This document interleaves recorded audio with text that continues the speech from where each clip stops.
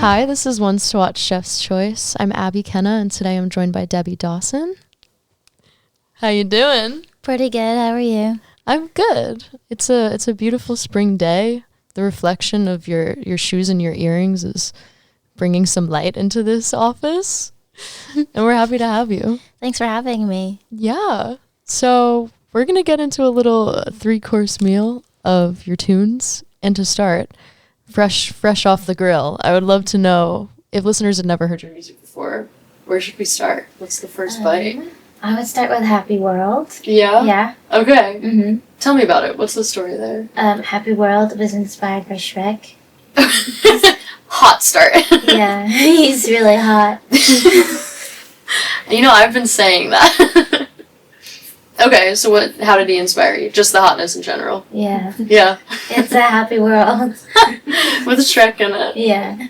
Is it like it was the world of Shrek that inspired the song? No, it's when Shrek and Donkey went to Duloc, the kingdom. Well, right? obviously, yeah. And when they got there and it was like really perfect, but something was wrong with with that town. Yeah. I didn't know if it was a town or a city or a village. Love it. With that region. That city. With that region, yeah. Something was wrong, so I wanted the song to feel like that. Okay. Yeah, that I wanted to feel really happy and joyful, but for there to be an underlying current of something that's not okay. Underlying dread. Yeah. Yeah. Did you were you watching Shrek and you felt like you just had to like that? No. No. Okay. So you walked into a session and you said, I'm feeling Shrek today. Yeah. Pretty much. Straight up. Okay. I love that. Do you find a lot of inspiration from TV, movies, film? Is that a theme for you? Mm-hmm. I think art inspires art. Totally. K-dramas inspire me too. Love. Mm-hmm. Okay. I feel like I've been having this conversation lately where it's really easy to get so isolated into music that we forget to consume other art. Mm-hmm. So definitely I should do a rundown of Shrek is what I'm hearing. Yeah. Aren't they making a new one? Are they? Yeah. Okay, guys. Unfortunately, from Giselle. I was in Sweden recently and I got to see the musical. Shrek the Musical? In Swedish. Oh, well, yes. Mm-hmm. Dude, I saw that. I think I was maybe 6 or 7. Changed my world. Shrek the Musical, Really? not in Swedish. But yeah, Sutton Foster was in it. She's great. I don't know who that is. She's great. How did you like it? I don't know. It's in Swedish. Oh, okay. Different experience. Yeah, for sure. Well, tell me about the sonic world of Happy World. Mm-hmm. How does that lead us into your discography? Yeah. I tell myself that it's a happy world. Found my own little place I can hide. Kinda dark, but at least it's all mine. It's a happy world. I think I enjoy mixing acoustic and synthetic elements. So that's present there. And I like contrast. So there's, me playing with dark and light as well, lyrically, sonically, and they kind of dance with each other. Mm-hmm. Yeah. And I think I love drawing inspiration from older references as well. Totally. So that might be something you hear in that song. You grew up in the Midwest, yeah? Mm-hmm. Whereabouts? Minnesota. Okay. There's some great music from Minnesota. I mean, Prince, ever heard of him? once or twice, Mm-hmm. yeah. I feel like I was really influenced by the Midwest emo of Minnesota. Oh, wow. But the roots of it too. I definitely hear that in your music. What were some of your influences growing up? Yeah. Older country music. Totally. Like Johnny Cash, Love. Loretta Lynn, all those people. Patsy Cline. That's amazing. Mm-hmm. When did music enter your life? Was it always there, or how did that journey begin? About 10 months before I was born. Because I was born 10 months. Oh, wow. My mom was pregnant for 10 months. You were not willing to get out of there. No. Oh, damn. Cozy. Get that. How did it begin 10 months before you were born then? Because your mom played a lot of music? Yeah, musical family. Okay. Yeah, so. Beautiful. Mm-hmm. That's awesome. And then you just sort of picked it up as you were growing up. Yeah. Okay. And then when did artistry become, was that a choice ever, or did it always just seem like you were going to be an artist? When I was a kid, it's something I wanted to do. And then I think growing up and just living in the world, and then also the Midwest, and also from like an Asian background, it's like not a real job, you know? So then I'm like, what other real jobs should I do instead? Yeah. You know? And then I tried other stuff, but it was still not right. And so then I just did this. Nice. It can, maybe music isn't real, but it's right for you. So, yeah, that's real enough. That's real. Yeah. Yeah, I love that. Okay, well, moving into our main course, I want to dive kind of deep, and I'd love to know what represents you in this era right now. The meat of Debbii Dawson. The meat? Yeah. Not in a non-cannibalistic way. Yeah. Okay, that's cool. Like song-wise? Yeah. I would say You Killed the Music. Yeah. I put it out recently-ish, right? You killed the music, left me in ruins, wrapped up in quiet, poisoned with silence. You killed the music. I think the stuff I released previously was kind of, I guess it's all been kind of chronological. In terms of like you wrote it and then it was put out. Yeah. Okay. And in terms of what life experiences, I think they're all happening in real time. And so it's been fun to see my story, like personal story, progressing as well as changing with the music sonically. So that's been really fun to play with. Some of it on purpose, some of it on accident. Sure. But yeah, You Killed the Music is something that is current. Okay. What are some of those like progressions that you've noticed? Like how is the music different now that you've sort of settled into this sound? It was very inwards before. Sure. I think that I've allowed myself to open, you know, a little bit more, not so much introspection going on. It's still happening, but I'm also like peeking out a little bit too. Yeah. Is that like from like a lyrical perspective, or like the sounds you're choosing, or all of the above? See. All of the above. Okay. I love that. I mean, what does that look like for you? Is that like not coming to a session like with lyrics in mind and just sort of like talking with the producer? Like how has that happened? Yeah. Sometimes, because a lot of the previous stuff was me like staring at my wall for hours, you know? Yeah. You know, getting lost in my head. And now it might be, literally me showing up and be like, I love Shrek, you know? Which is a vulnerable thing sometimes to say. Yeah. People be judging. It's true. Yeah. Is that how your music began? It was mostly like songwriting in your room, like with a guitar by yourself? Guitar, piano, yeah. And you're doing more like collaborating, like co-writing sessions now. And you like it? I do like it. Okay. It's collaborating is fun, and I think it's a great part of the art making process. Yeah, I think we like know about like the speed dating like session thing, but it's really rare and like magical to find people who your like brains are kind of symbiotic. I know. Of each other. Are you feeling like you're finding that? Yeah. Okay. I mean, there's been both, but yeah, I agree. Totally. Especially if your brain's like mine. Which would be what? I don't know. I think if you're in the room with me, you're kind of ready for anything. You like to have fun. Okay. Making music, and it's not just a job. That's important. Yeah. I think as long as we're all finding joy in the process, that's really fulfilling to me. I love that. So how do these songs start now? Is it a vibe? Is it a lyric idea? Are you sort of like messing around with production first? Like, what's the process now? Yeah, it's kind of, again, all of the above. Okay. D, all of the above. Yeah, sometimes it'll be like messing around with production, different vibes. Yeah.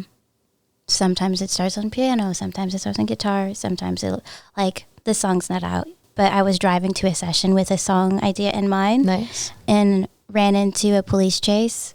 Oh. I know. You joined it, yeah. Yeah. No, they were following me. Just kidding. No, it was like helicopters and police, and they caught the person like by the bridge and like handcuffing them. And then I couldn't stop thinking about it, so I ended up going and like, we're gonna write about this instead. Okay. So we wrote about that. So you never know. Yeah, it's environmental even. Mm-hmm. Okay, I love that. Well, let's talk about It's You Kill the Music.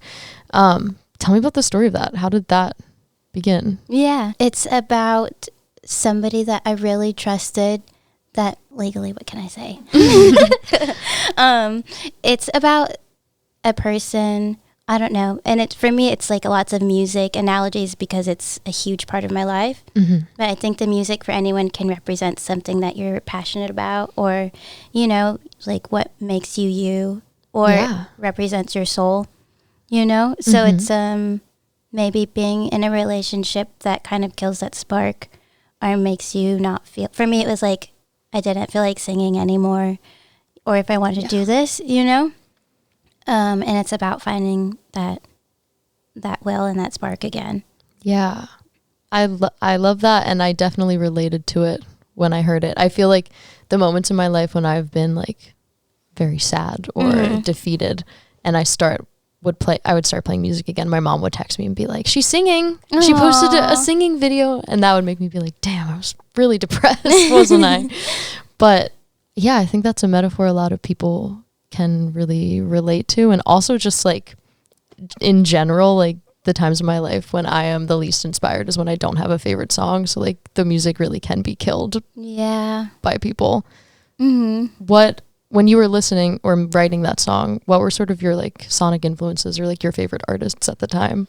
Yeah. I wanted the beginning to really feel very Queen-like. So that was an influence. And then, we were just in the studio and playing with more like electronic synth sounds, which with that room full of people, we hadn't done a lot of. We kind of teased in a few songs before. Sure. But it's been more acoustic leaning, so that was fun and kind of felt right because it was like entering a new stage. So it felt like the right thing to do.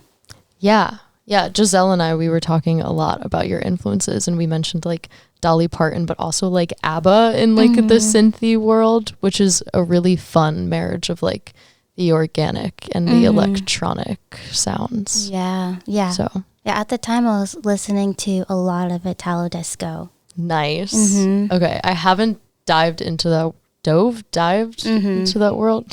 Someone correct me. Yes. Yeah. Where would you tell me to start there? Oh gosh, I just go on. So at home, I turn all the lights off and I go on YouTube. And I got this disco light from the dollar store and I turn it on, and then I go to like an Italo disco playlist from the 70s, 80s, and they've got music videos playing. And I'll have like a rave by myself. That's a great way to start. You get like little snippets of each. To start the day? Is that what? Yes, okay. It's an amazing way to start the day. Start diving in. I usually do it before bed. That's good. I feel like I would get hyped up though, but yeah. Okay, awesome. So you just got a tour with Role Model. How was that? It was so good. Yeah, that was my first. He's lovely, and it was my first time with a band configuration. Okay, as well. So that was really fun. Yeah, and before you were just like playing solo. Okay, did the energy feel different? Like what was the vibe difference for you? Yeah, so different. Both were good. Like the last run I did was solo acoustic. And people were very like warm and welcoming. And that was also opening, which can be scary because it's like a lot of people you don't know. And this time was still very warm and welcoming audiences.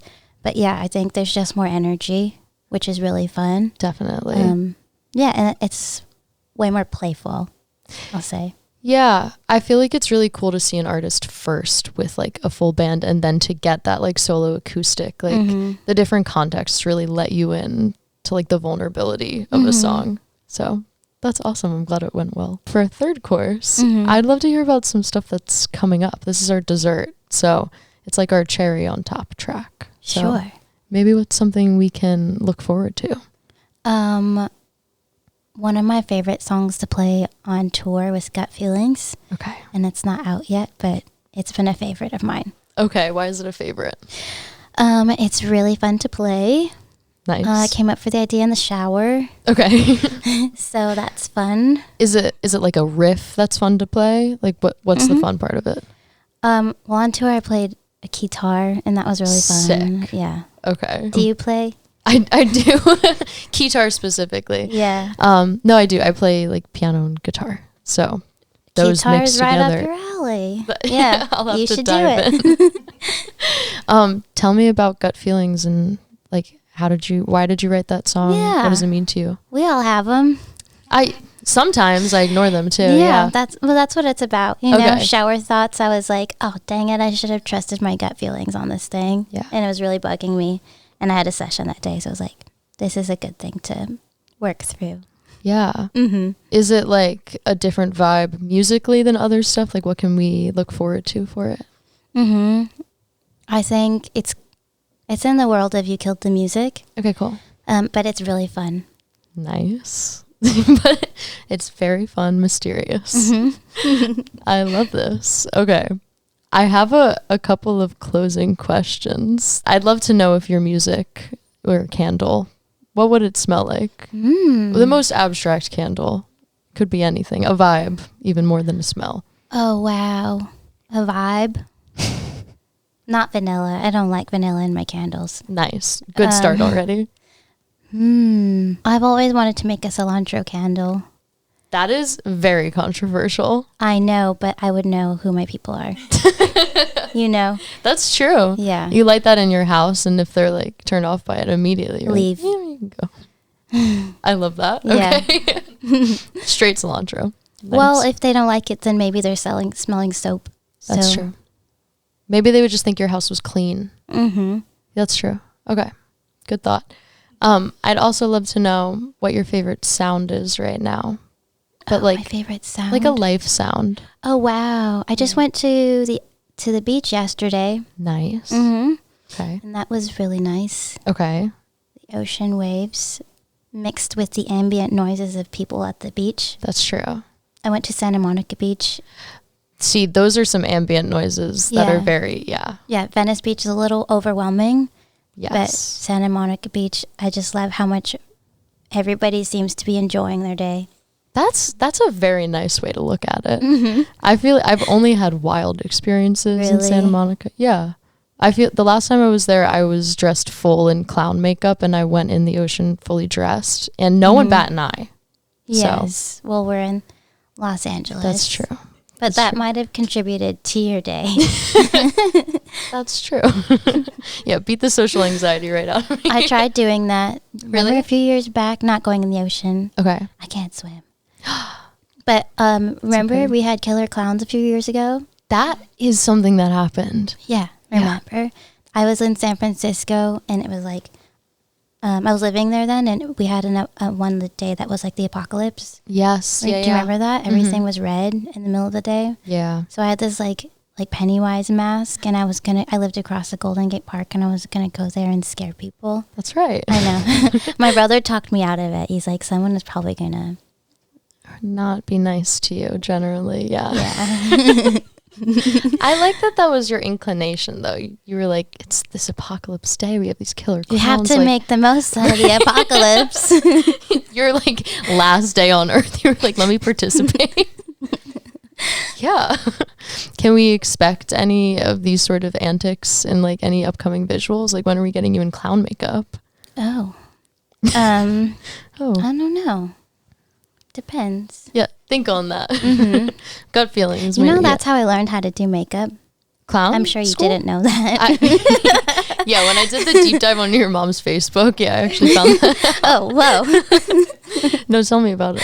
I would come home from school and with the makeup palette just kind of mess around before my brother and sister got home. Sometimes I would do like goth makeup and like Nice. come down the stairs and scare them when they came in. And I did clown makeup and I was like, oh, this is actually nice. That's awesome. Yeah. How long did that go on for? Did you like ever scale it down to like normal makeup, or we were just rocking clown for? Do you think good it couple looks years. clownish right now? No, I think it looks great. You're like, what do you mean? This is my clown makeup. Yeah. And kudos to you.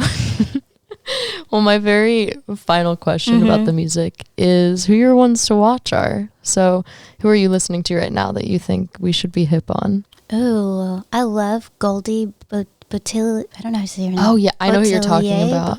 Bottiglier. Goldie Bottiglier? Yeah. Goldie B. That's right? Yeah, she's great. Yes. Okay. Okay. That's a great one. Yeah. Well, thank you so much. Thank you. This has been really enlightening, and I can't wait to find a picture of you in clown makeup. There's no pictures. Yet. Yeah. Until you do it tonight. Well, before you do your Italo Disco rave. Yeah. Obviously. Okay. Well, thank you so much for being here. And once again, this is Once to Watch Chef's Choice. I'm Abby, and this is Debbii Dawson. Thank you so much.